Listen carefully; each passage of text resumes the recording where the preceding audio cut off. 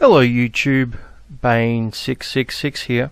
So as I said at the end of my last video in this series, just as I was completing that video, I noticed that AronRa had published an extremely long blog post on this topic, so I guess I better address it. Now it is extremely long. It is a very, very long article written by Mr. Ra, and it's going to take quite a while to get through.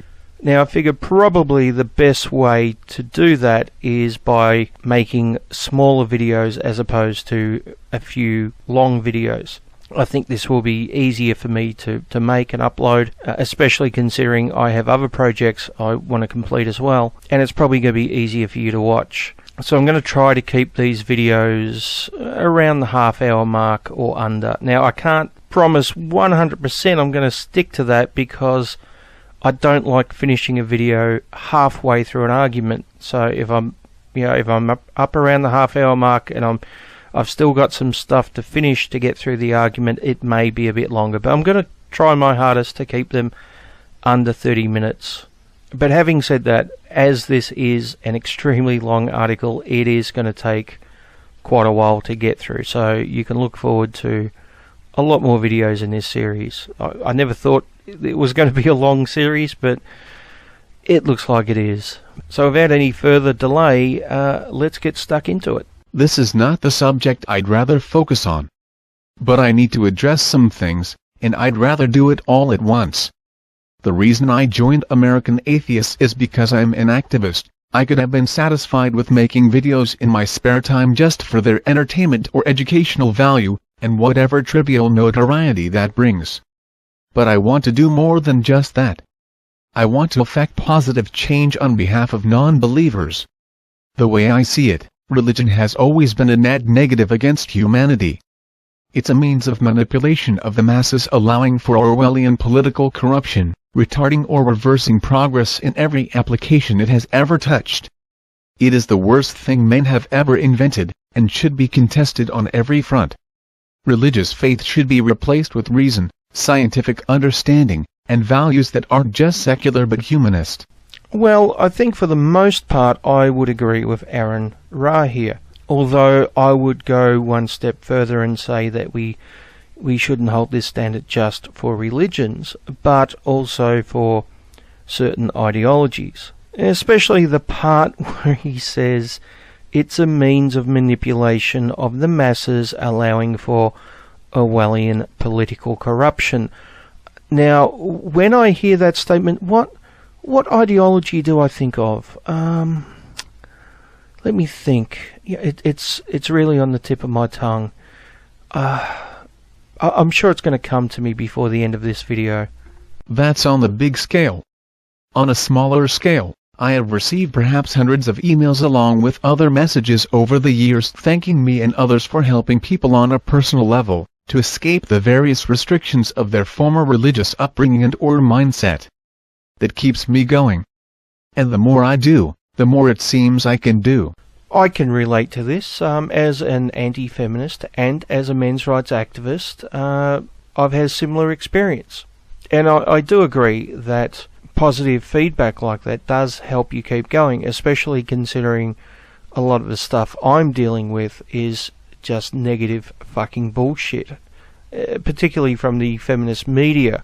It does actually help when you get messages from people telling you that you're making a difference. But let's continue.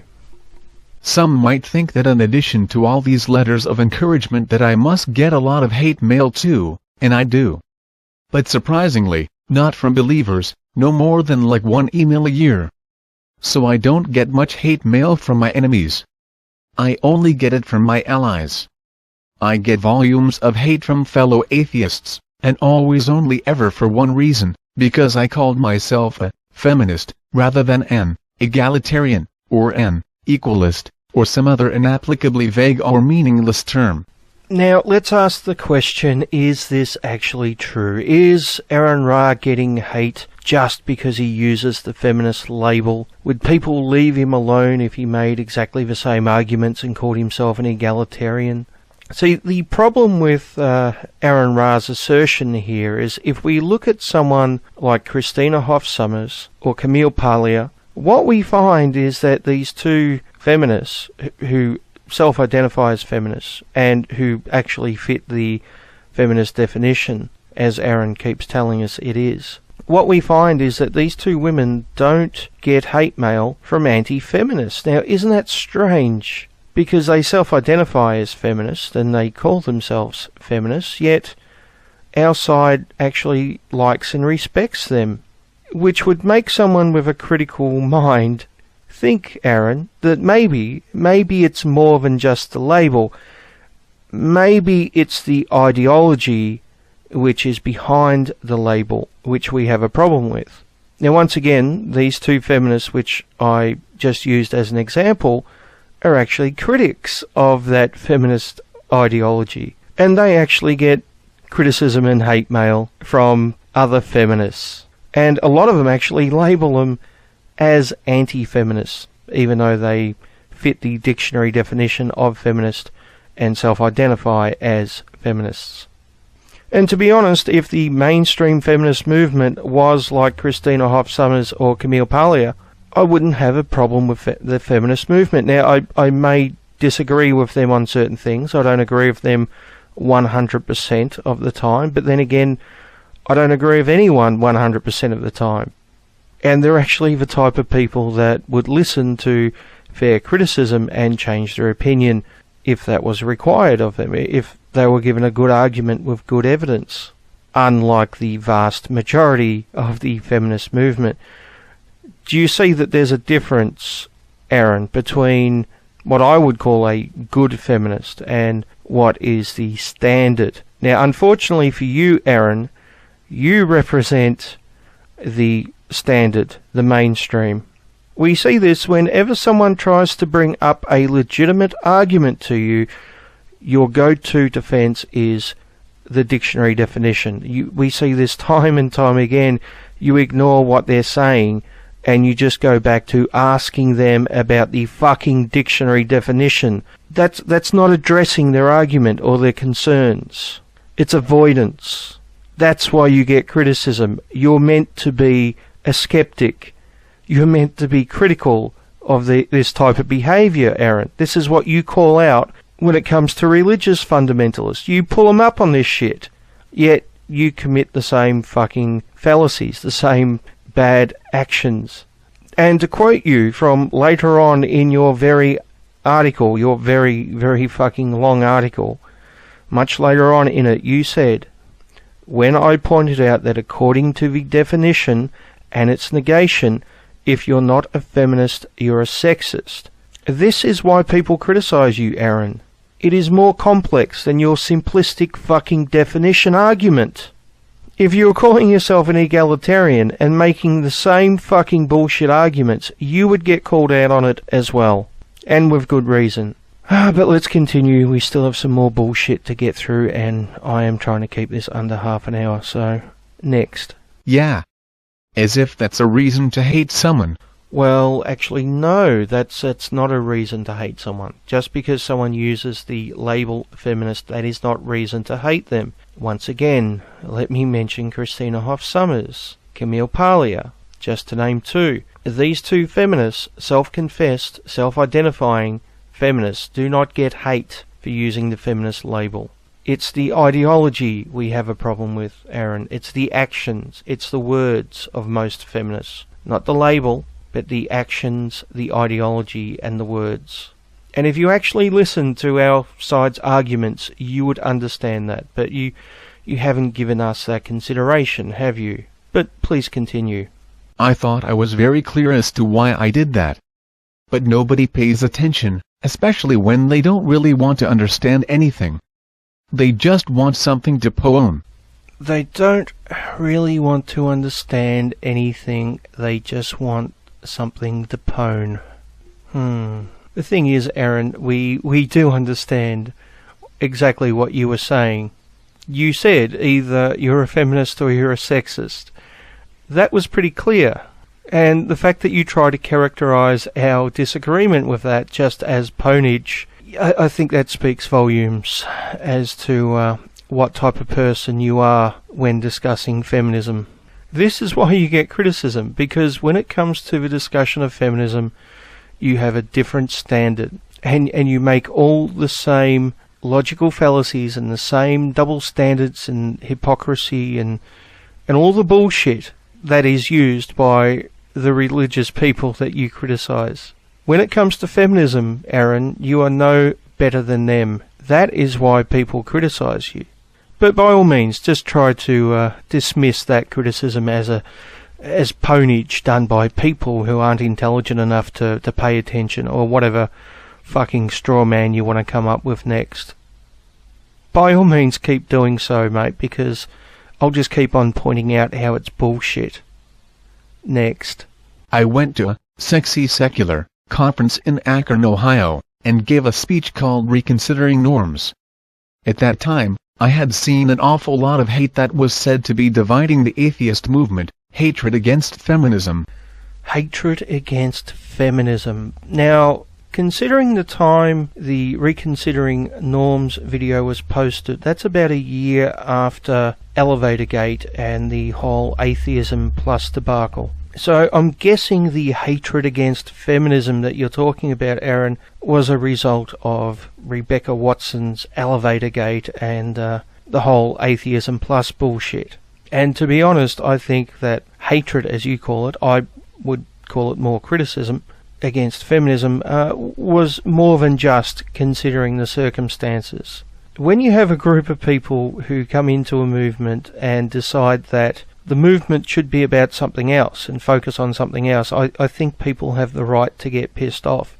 If back in 2012 a group of men's rights activists decided that atheism had to be focused on men's issues and men's rights, I'm sure you would have been the first one to point out that the dictionary definition of atheism doesn't mention anything about men's rights or men's issues.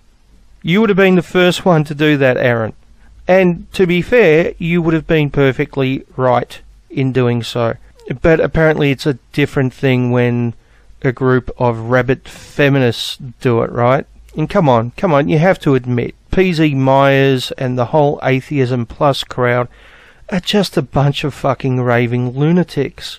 They really are a fucking disgrace to the atheist movement, to be perfectly honest.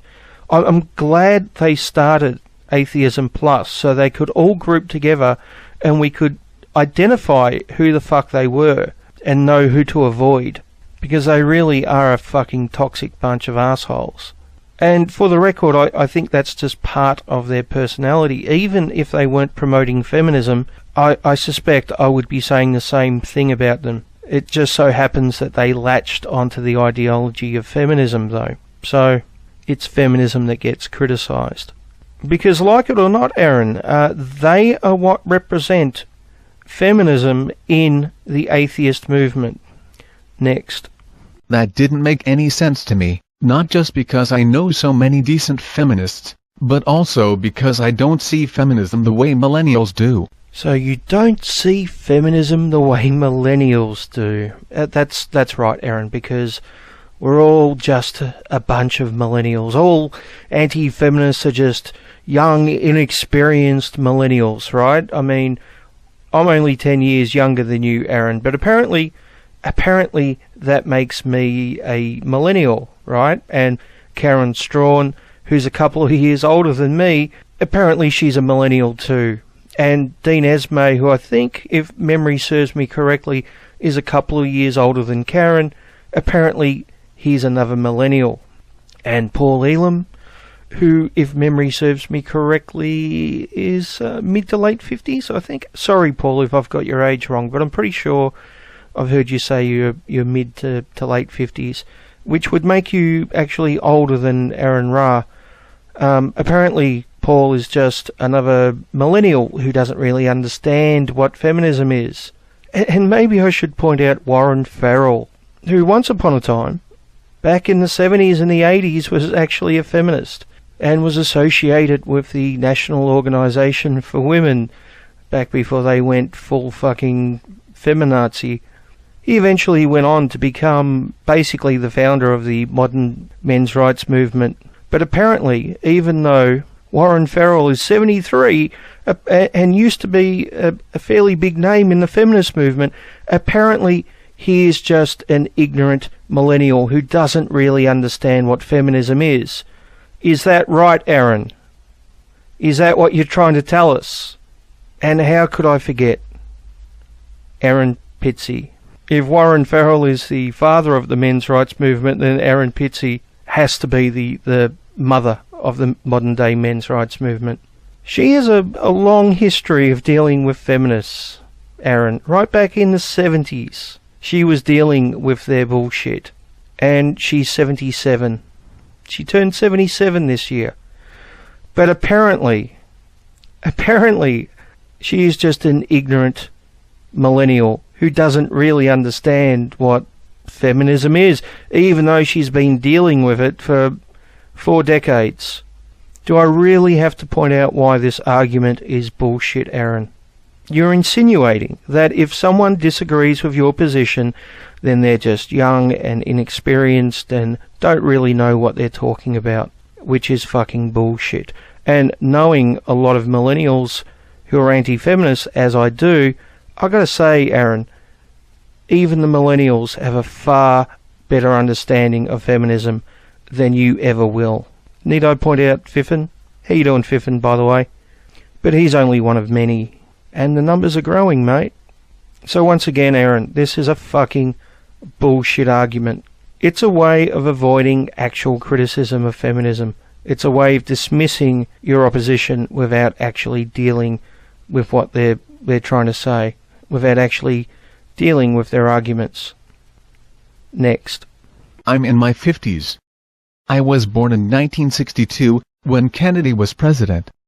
I remember when sexism was substantially more overt than any of today's 30-somethings could have seen.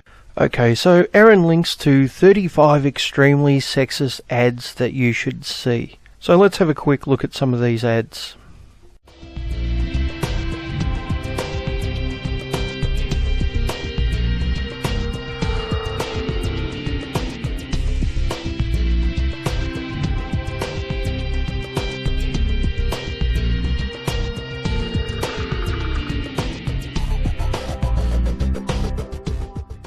Now, AronRa is in fact correct here. In the past, there has obviously been a problem with sexism in advertising, and not only sexism, but also racism as well. Let me show you a restaurant that used to exist in America from the 1920s right up to the 1950s. It's called the Coon Chicken Inn, and as you can see from these images, it wasn't very politically correct. But as a society, we've changed since then.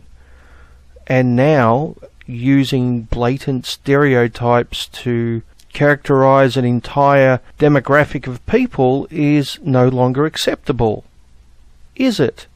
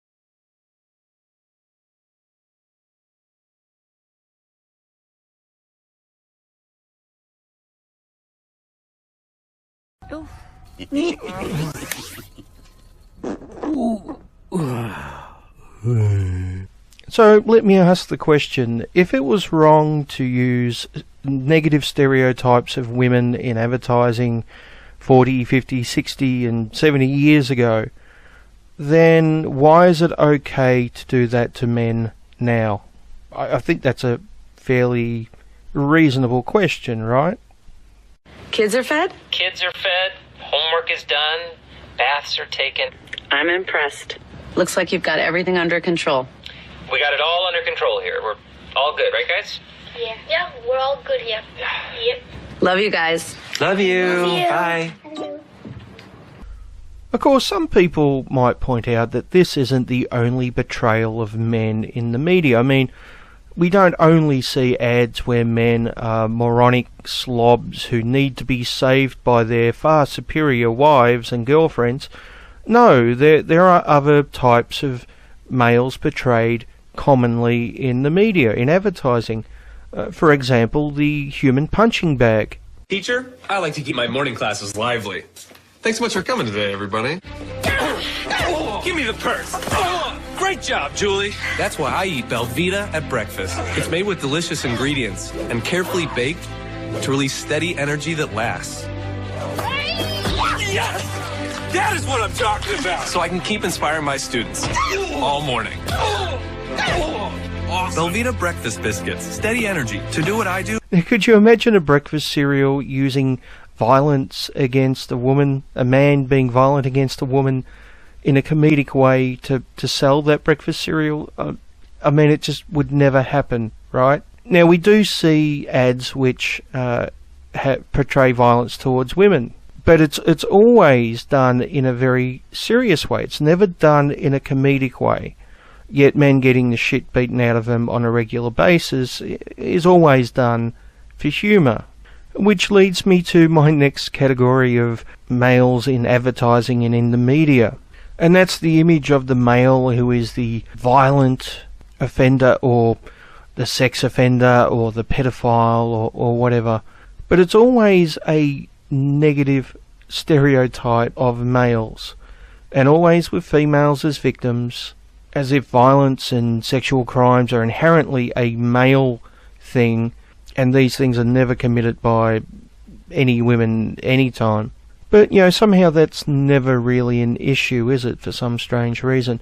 Now, at this point, some people may be saying, but Bane, women are sexually objectified in the media all the time. They're not shown for their personality, but just the way they look. Okay, fair point, because that never happens to men, does it?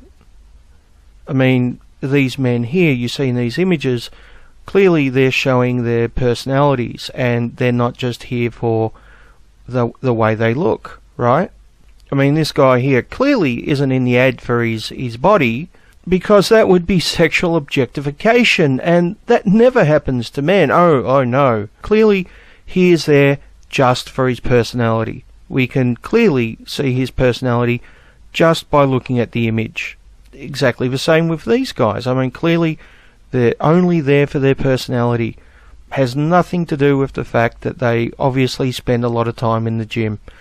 Obviously that's not a factor. It's purely their personalities, which we can see clearly just by looking at the image. And this guy in no way is sexually objectified, because that only ever happens to women. And there's not a chance it would ever actually happen to a man. That's just nonsense. Now, let me stress, I have no problem with this type of advertising, whether it's using the male body or the female body. I understand the motive behind it. Obviously, if you use something which people find attractive, then you are more likely to sell whatever it is that you're trying to sell. But apparently this is only an issue when it's done to women, for some reason. Now, I'm not suggesting any of these ads should be banned. Well, maybe some of these ones. But my main complaint is the double standard. That's the real issue here, is the double standard. Now, I think I might just be able to fit in one more paragraph and stick under the 30-minute mark if I'm lucky. So let's have a look at the next paragraph from AronRa. At the same time, I didn't know much about feminism as it is today. I think we could probably safely say that AronRa still doesn't know a great deal about feminism. Next. I couldn't name even one of the extreme, radfem, misandrists that are reportedly out there, still can't. Now AronRa's use of language here is very, very deliberate. He refers to the bad feminists as radfems because, you know, mainstream feminist organisations like Now, for example, wouldn't be against shared parenting, would they? Or maybe they would. Well, maybe they're just a handful of radfems then. What Aaron later calls the biggest feminist organisation in the world, maybe they're just a handful of radical feminists, and we shouldn't judge all feminists based on just a handful, should we? It's just the radfems after all. It's not like patriarchy theory and toxic masculinity and the male gaze and all this other shit isn't part of the mainstream. Oh no, it's just the radfems.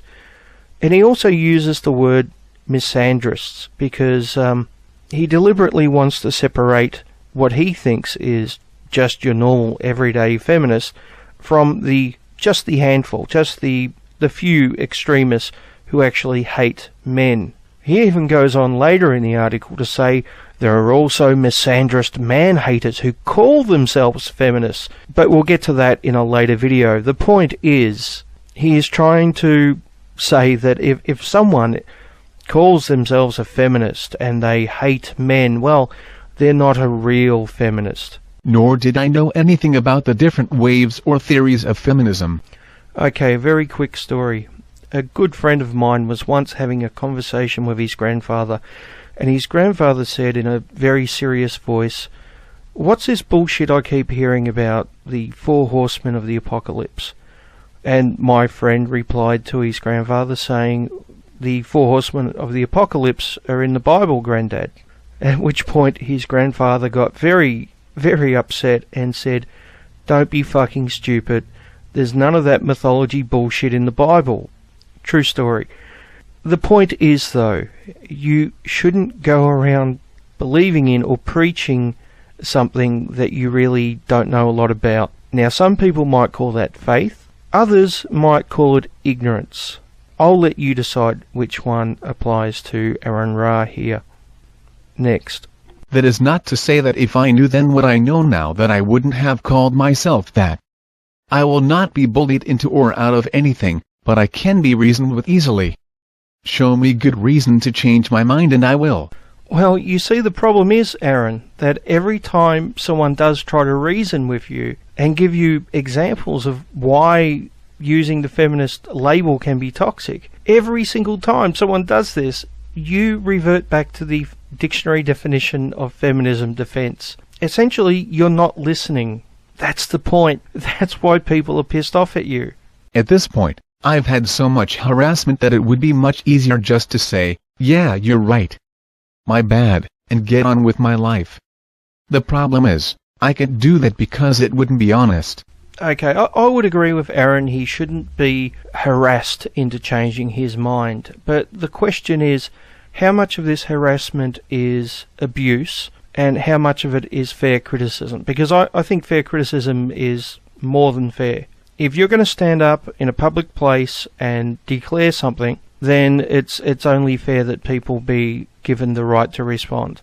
But I think probably the main problem is Aaron isn't listening to his critics. To this day, I've still never seen one good argument as to why I should reject the feminist label, but I've seen plenty of truly pathetically ignorant and embarrassingly bad ones. So as his citation, Aaron links to this video. I'm not going to go through this video now because realistically that video deserves its own video response. Trust me, it's on my list. I'll get around to it one day. I'll try not to take too long, but it is a very long list. Even longer now thanks to this article by AronRa.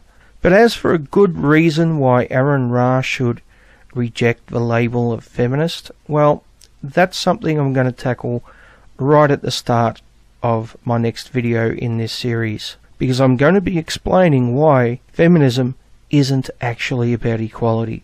But I see I'm up around the 30-minute mark, so that's it for now, folks. So until next time, don't drink the poison Kool-Aid.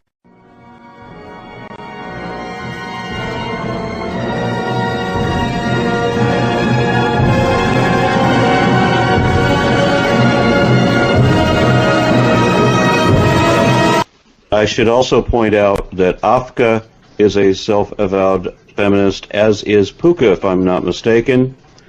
So there are at least a half a dozen of us at a minimum. But you're all fiercely anti-men's rights activists, yes? Men's rights activists have deplorably bad arguments, but apart from that, I stand in one place. What feminism means, what feminism always means, and despite the actions of men's rights activists, what feminism still means is that we advocate equal rights, not superior rights, based on gender equality. Okay, so, let's take this literal argument. Wait a minute. You made a statement against other people here, and I was in that statement. It's not so much that I'm not against men's rights per se. I am against men's rights activist groups that I run into, because I found their arguments. Yes, as AronRa said, their arguments are terrible, and frankly, I find their manner of going about how they do business to be incredibly unethical. May I point out one in particular? Thunder, you favorited, and it showed up on Twitter that you favorited a video that criticized me based on someone alleging that there was once a law here in Texas wherein men had to pay child support for the children of the spouse even if they weren't his. That's a complete bullshit. I went through child custody courts both before 1988 and after. I know full well that law never existed. You favorited a video that was based on complete, utter, absolute fucking bullshit.